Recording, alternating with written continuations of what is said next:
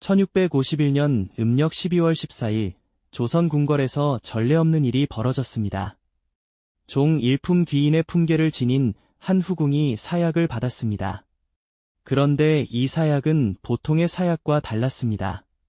조정의 대신들은 이 여인에게 사약조차 아깝다며 격렬히 반대했고 왕은 고심 끝에 사약을 내렸지만 신하들의 분노는 가라앉지 않았습니다. 패서 인하여 천민으로 만들어야 한다는 상소가 빗발쳤습니다. 도대체 이 후궁은 무슨 짓을 저질렀기에 조선 역사상 유례없는 치욕을 당한 것일까요? 이 여인의 이름은 귀인 조씨입니다.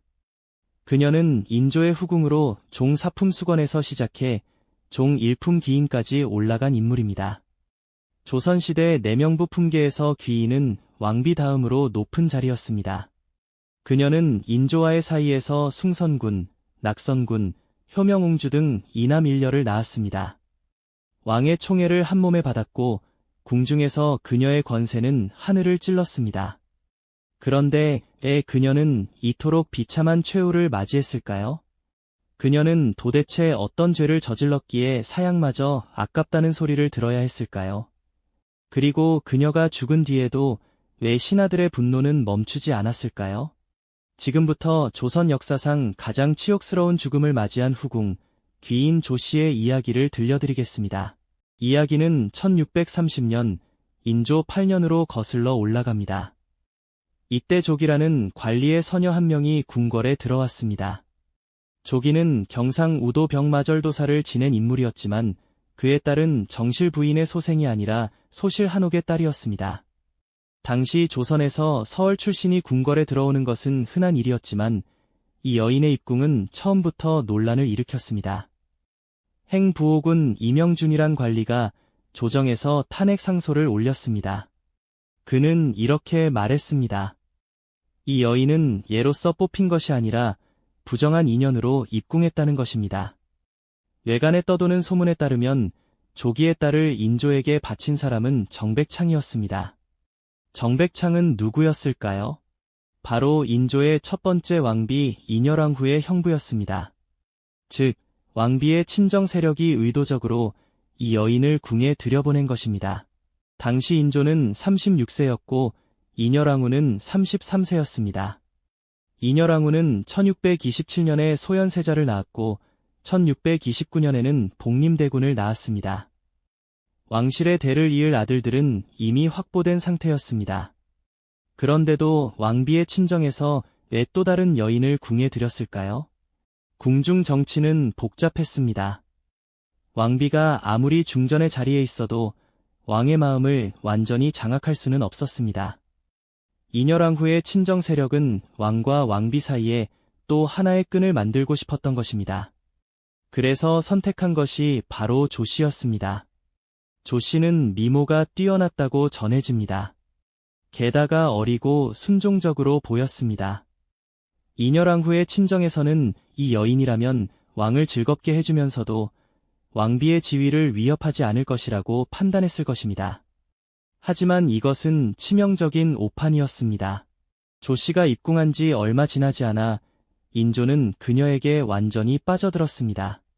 1637년 12월 조씨는 종 사품수건의 첩지를 받았습니다. 이때 그녀의 나이는 17세 정도였을 것으로 추정됩니다. 승은을 입은 지 불과 몇 년 만에 정식 품계를 받은 것입니다. 이후 조씨의 승진은 파죽지세였습니다.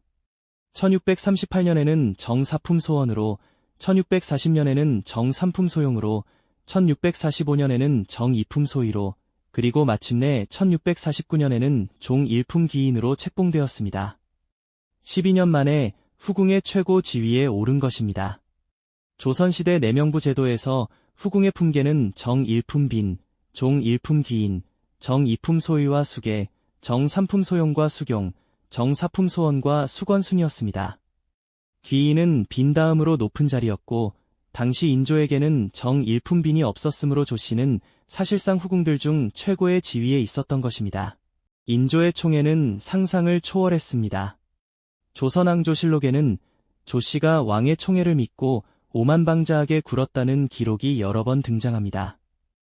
또한 성품이 간사하여 왕의 총애를 믿고 자신이 싫어하는 이들을 모함했다는 기록도 있습니다. 총애받는 후궁이 권세를 부리는 것은 조선시대에 종종 있는 일이었습니다. 하지만 조씨의 경우는 정도가 심했습니다. 그녀는 궁궐 안에서 중전보다 더한 대우를 받았고 궁녀들과 상궁들조차 그녀의 눈치를 보았습니다. 심지어 조정의 대신들도 조씨의 비위를 맞추려 애썼다는 소문이 돌았습니다. 이런 상황에서 조씨는 점점 더 교만해졌고 자신의 권력을 이용해 마음에 들지 않는 사람들을 제거하기 시작했습니다. 1643년 첫 번째 사건이 터졌습니다. 인조의 승은 상궁이었던 이정민이 조씨를 저주했다는 혐의로 발각되었습니다. 저주물이 조씨의 처소 근처에서 발견된 것입니다. 이 사건으로 저주를 실행했다는 직속 나인 애양은 거열형에 처해졌고 연옥은 참형을 당했습니다.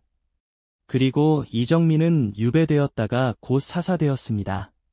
거열형이란 죄인의 사지를 소나 말에 묶어 찢어 죽이는 극형이었고 참형은 목을 베는 형벌이었습니다. 죄가 얼마나 중했는지 짐작할 수 있습니다. 하지만 당시 궁중에서는 은밀한 소문이 돌았습니다. 이 저주 사건은 사실 조씨의 자작극이라는 것입니다.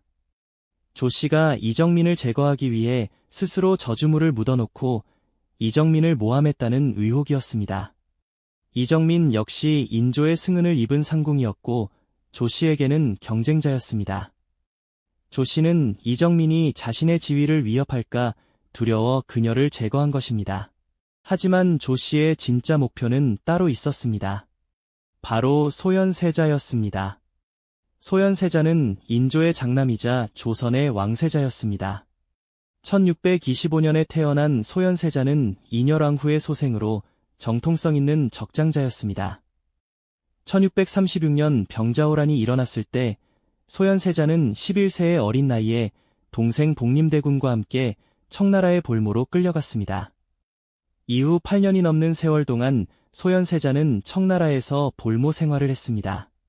그는 심양에서 그리고 나중에는 북경에서 청나라의 문물을 직접 경험했고 서양 선교사들과도 교류하며 국제 정세를 파악했습니다. 소현세자는 점점 개방적이고 실용적인 사고를 가진 인물로 성장했습니다. 그는 조선이 청나라와 화친하고 서양의 선진 문물을 받아들여야 한다고 생각했습니다. 1645년 음력 2월 소현세자가 마침내 귀국했습니다. 8년 만에 귀향이었습니다. 조선의 백성들은 세자의 귀환을 환영했습니다. 하지만 인조의 반응은 냉담했습니다. 아버지와 아들 사이에는 이미 깊은 골이 생겨 있었습니다. 인조는 청나라를 오랑캐로 여기며 북벌을 꿈꾸고 있었습니다. 반면 소현세자는 청나라와 화친하고 실리를 추구해야 한다고 주장했습니다. 이념의 차이였지만 인조에게는 아들이 자신을 배신한 것처럼 느껴졌습니다. 게다가 소현세자는 청나라에서 가져온 서양의 물건들과 천주교에 대한 관심을 드러냈습니다. 인조는 이것이 불경하다고 생각했습니다. 이때 조씨가 움직이기 시작했습니다.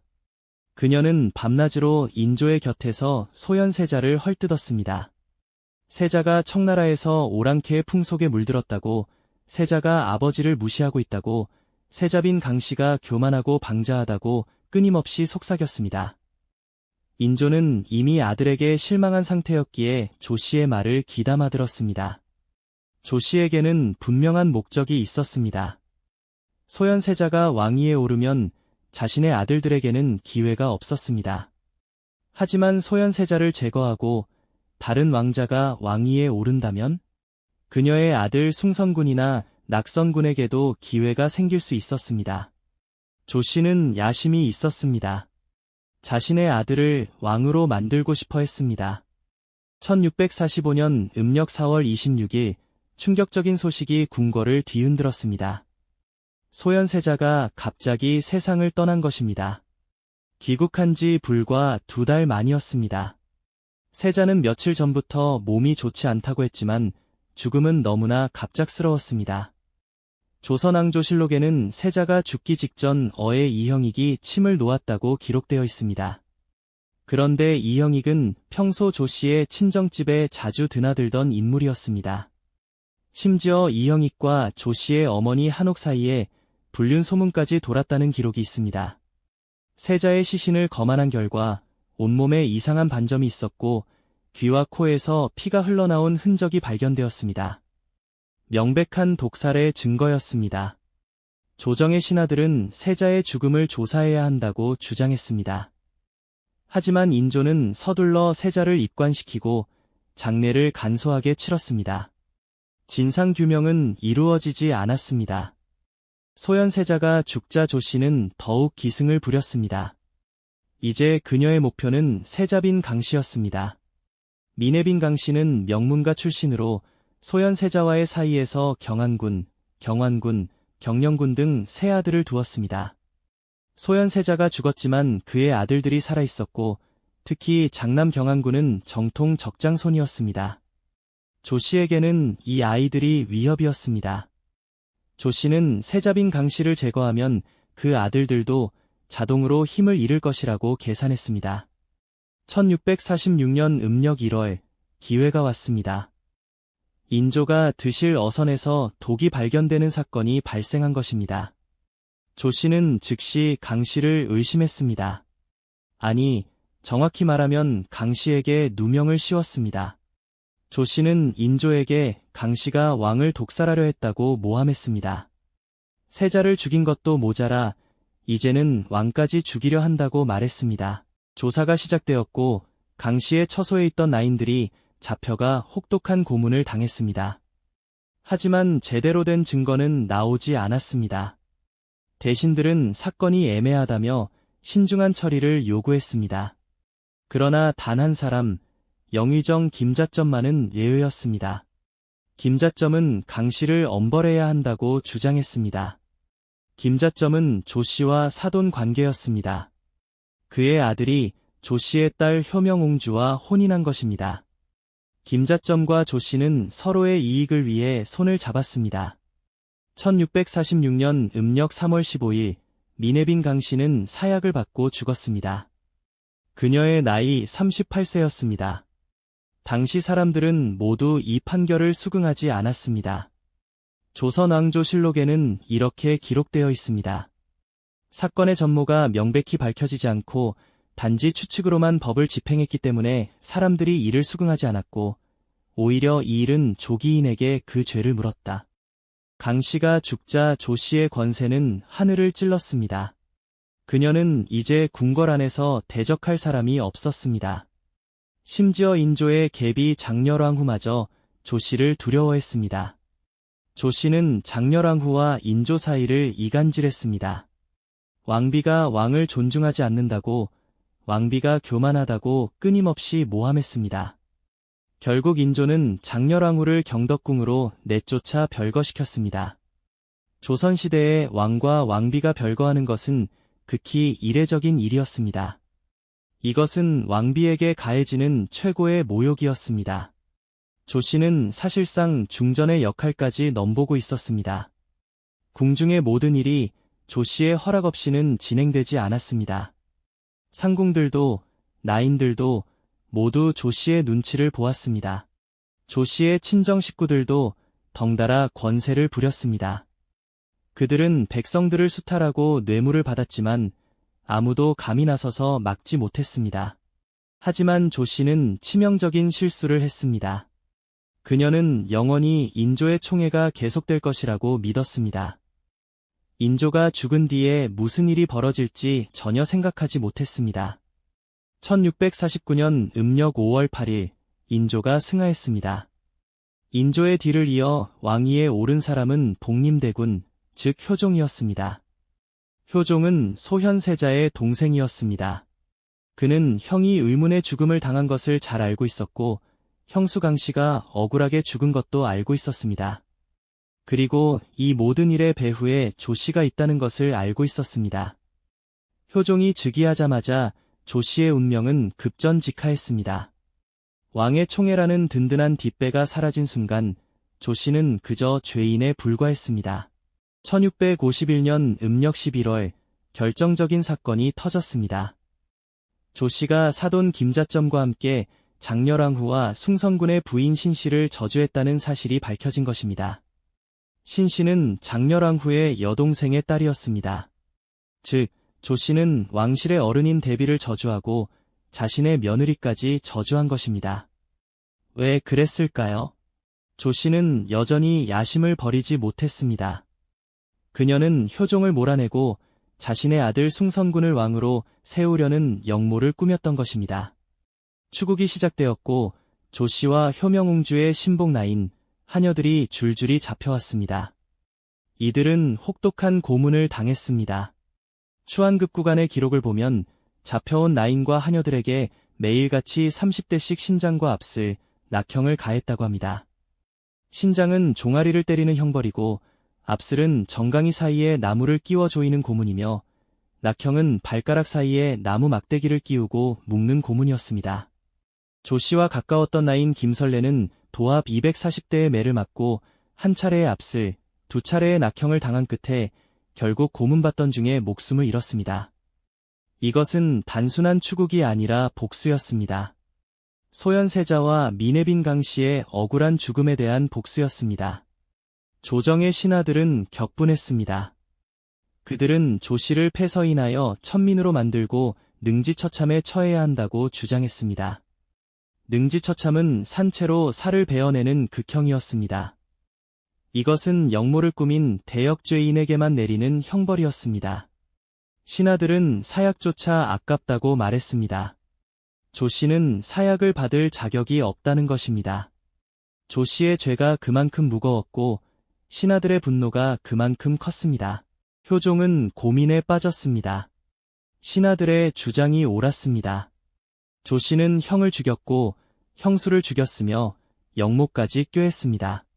하지만 효종에게는 한 가지 걸림돌이 있었습니다.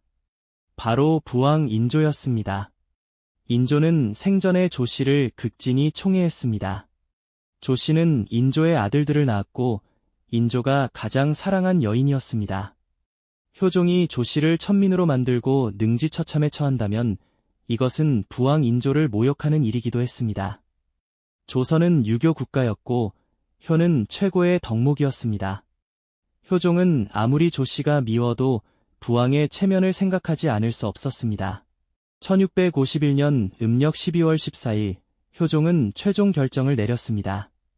조씨에게 사약을 내린 것입니다. 능지처참이나 교형 대신 사약을 내렸습니다. 그리고 자코를 패하지 않기로 했습니다. 조씨는 여전히 귀인의 신분으로 죽을 수 있었습니다. 장례도 종 일품 귀인의 예법에 맞게 치르도록 했습니다. 이것은 최대한의 관용이었습니다.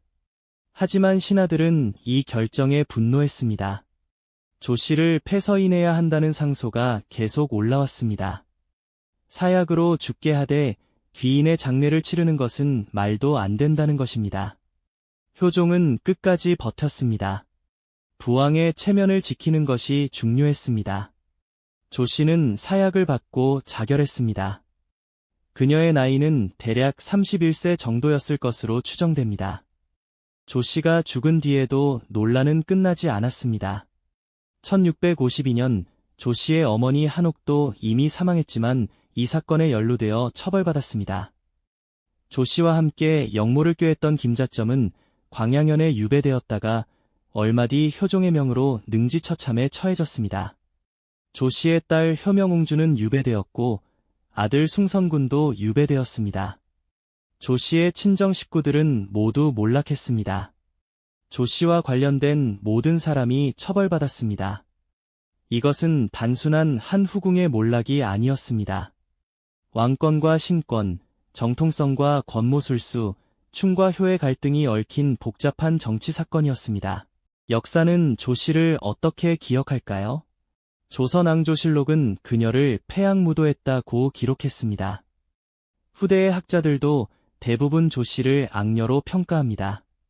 한 학자는 이렇게 말합니다. 조씨는 왕의 총애만을 믿고 무소불위의 권력을 휘두르다가 결국 비참한 최후를 맞았으며 이는 권력의 덧없음을 보여주는 사례라고. 다른 학자는 조씨가 소현세자와 미네빈 강씨를 해친 것은 분명하지만 과연 그녀 혼자서 그 모든 일을 꾸밀 수 있었을까 의문을 제기합니다. 인조 본인의 의지가 없었다면 아무리 총애받는 후궁이라도 세자를 해칠 수 없었을 것이라는 주장입니다. 즉, 조 씨는 인조의 대리인이었을 뿐이고 실제 책임은 인조에게 있다는 것입니다. 또 다른 시각도 있습니다. 조 씨는 서울 출신의 여인으로 궁궐에 들어와 최고의 지위까지 올랐지만 결국 자신의 신분적 한계를 극복하지 못했다는 분석입니다. 그녀는 왕의 총애만 믿고 교만하게 행동했지만 왕이 죽자 아무런 보호막도 없이 처벌받았습니다. 만약 그녀가 왕비였다면 설령 죄를 지어도 폐위되는 선에서 끝났을 것입니다. 하지만 후궁이었기에 사약을 받는 것조차 논란이 되었습니다. 이는 조선시대의 신분제의 잔혹함을 보여주는 사례이기도 합니다. 일부 학자들은 조 씨가 정조시대의 숙의 문씨와 비슷한 운명을 겪었다고 지적합니다. 숙의 문씨 역시 영조의 총애를 받았지만 사도세자를 모함했다는 혐의로 정조 즉위 후 사사되었습니다. 두 사건 모두 후궁이 세자를 모함했다는 구도인데 실제로는 더 복잡한 정치적 배경이 있었을 가능성이 높다는 것입니다. 그렇다면 조 씨 사건이 오늘날 우리에게 주는 교훈은 무엇일까요? 첫째, 권력은 영원하지 않다는 것입니다. 조 씨는 20년 가까이 인조의 총애를 받았지만 인조가 죽자 단 2년 만에 처형당했습니다. 권력의 뒷배가 사라지면 아무리 높은 지위도 무용지물입니다. 둘째, 권력을 얻는 방법만큼이나 권력을 유지하는 방법도 중요하다는 것입니다. 조 씨는 권력을 얻기 위해 온갖 수단을 동원했지만 그 과정에서 너무 많은 적을 만들었습니다. 결국 그 적들이 모여 그녀를 파멸시켰습니다. 셋째, 개인의 야심이 국가와 백성에게 얼마나 큰 피해를 줄 수 있는지 보여줍니다. 조 씨 한 사람의 야심 때문에 정통 왕세자가 죽고 왕실이 혼란에 빠졌으며 수많은 무고한 사람들이 희생되었습니다. 조선 역사에는 수많은 후궁이 있었습니다. 그중 대부분은 조용히 살다가 조용히 죽었습니다. 하지만 몇몇 후궁들은 역사의 전면에 나서서 권력을 휘두르다가 비극적인 최후를 맞았습니다. 장록수, 장희빈, 그리고 귀인조 씨가 그러했습니다. 이들의 공통점은 무엇일까요? 모두 왕의 총애를 믿고 과도한 권력을 추구했다는 것입니다. 그리고 모두 비참한 죽음을 맞았습니다. 역사는 반복됩니다. 권력을 탐하는 사람은 언제나 있고 그들의 최후는 대부분 비슷합니다. 조 씨의 이야기는 500년 전의 일이지만 오늘날에도 여전히 유효한 교훈을 담고 있습니다. 귀인조 씨, 그녀는 조선 역사상 가장 치욕스러운 죽음을 맞이한 후궁으로 기억됩니다. 사약을 받았지만 사약조차 아깝다는 소리를 들었던 여인. 죽어서도 신하들의 분노를 샀던 여인. 그녀의 인생은 권력의 덧없음과 야심의 위험성을 극명하게 보여주는 사례입니다. 우리는 그녀의 이야기를 통해 권력이란 무엇인지, 그리고 그것을 어떻게 다루어야 하는지 다시 한번 생각해 볼 수 있습니다. 구독과 좋아요는 더 좋은 역사 이야기를 만드는데 큰 힘이 됩니다. 다음에도 흥미진진한 역사 이야기로 찾아뵙겠습니다.